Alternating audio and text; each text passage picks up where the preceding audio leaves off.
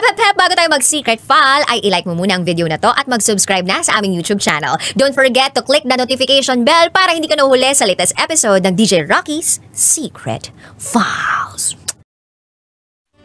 And now, it's time for SPG, as in Super Backgammon Secret File.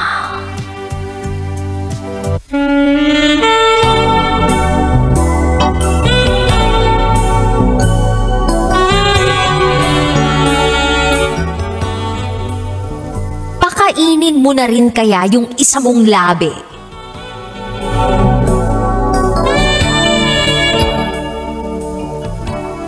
Hi DJ Rocky. May gusto lang akong ibahagi. Last year pa to pero natatawa pa rin ako kapag naaalala ko ang pangyayaring to sa buhay ko.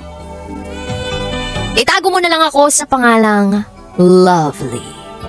At ito, ang aking SPG, as in Super Backgammon Secret File. Eto na nga.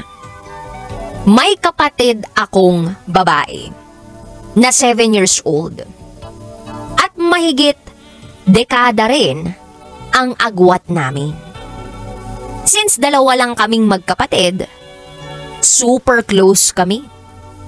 To the point na sinasabay ko siya sa pagligo ko.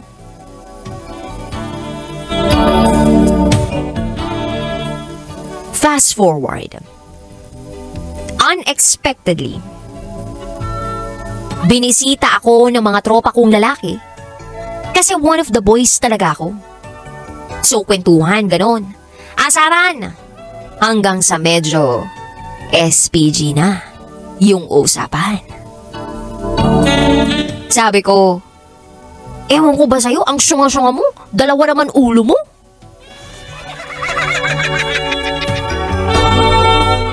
Etong tropa kong garapal, binawian ako. Sabi ba naman sa akin, okay lang, kaysa sa'yo matakaw, puro kain, kaya walang jowa. Pakainin mo na rin kaya yung isa mong labi. Fast forward. Di nag-uwian na sila.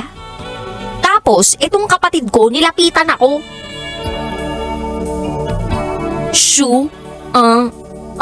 Mills, mga pare at mare. Nakikinig pala siya sa mga kwentuhan namin. Sabi ba naman niya, ate, may isa ka pa palang lips? Normal ba yun, ate? Parang gusto ko na lang maglaho. Nag-overthink na ako kasi baka magtanong kila mama at papa. Kaya sinagot ko siya ng maayos at sinagot ko siya kung ano ang dapat. Sabi ko, be, bad yun. Huwag mo nang intindihin yun kasi pang big girls and big boys lang yun. Tsaka, ibig sabihin ni kuya mo nun, kumbaga, yung pende Sara, pende kutsilyo ni ate mo, ganon. Tapos, eto na. Grabe yung sagot na kapatid ko, eto na. Sabi ba naman, yung pala yung sinasabi ni kuya kanina na labi mo, kaya pala ate may balbas. Yung balbas, yun yung ball squared. LT ako noon, as in lap trip po, gusto kong humalakak noon, pero kailangan kong maging role model sa kapatid ko. PS, mabait akong ate. At alam naman ng kapatid ko yan. PPS, nagtitrim naman ako. Oo, nataon lang siguro na malago ang balbas ng labi ko sa tuwing nagkakasabay kami ng kapatid ko sa loob ng banyo.